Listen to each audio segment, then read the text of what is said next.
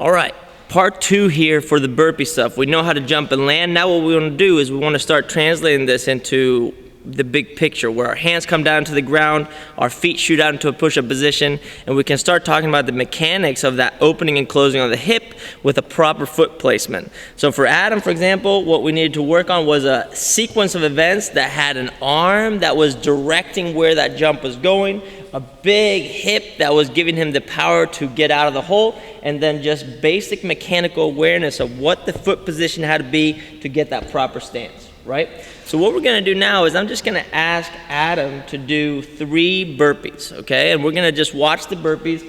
I want you to do them CrossFit style, your own style, like you usually would do them in a workout. And don't even worry about, bad things or weird things happening, okay? No pressure. We just wanna showcase what the reality is.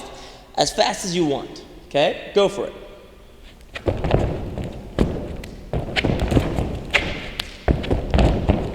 All right, good. That was fast.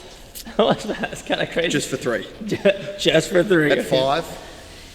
So this is the first thing that you notice. When we talk about gymnastics movement from an artistic standpoint, what we say is we want you to have kind of that traction throughout full range of motion. I want to feel like you have connection to the movement.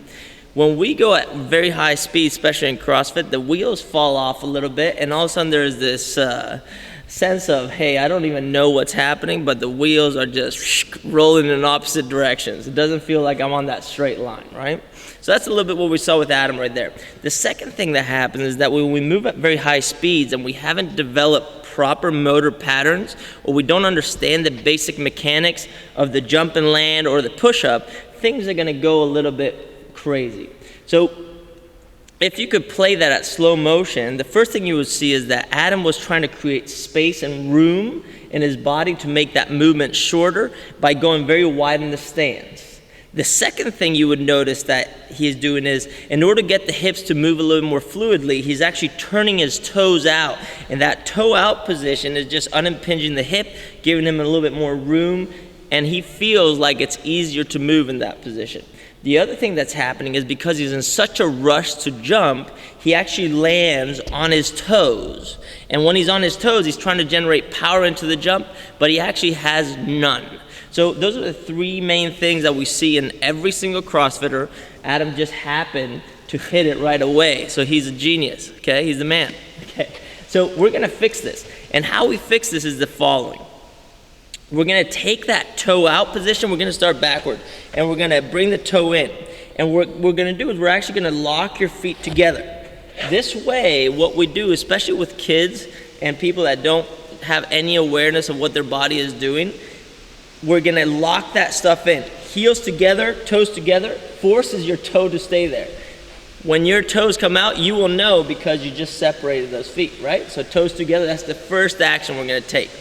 The other thing we're gonna do is we're gonna say, hey, no squatting here, only hip driving, okay? And when I talk about hip driving is that the hip is the one that's gonna create the transition.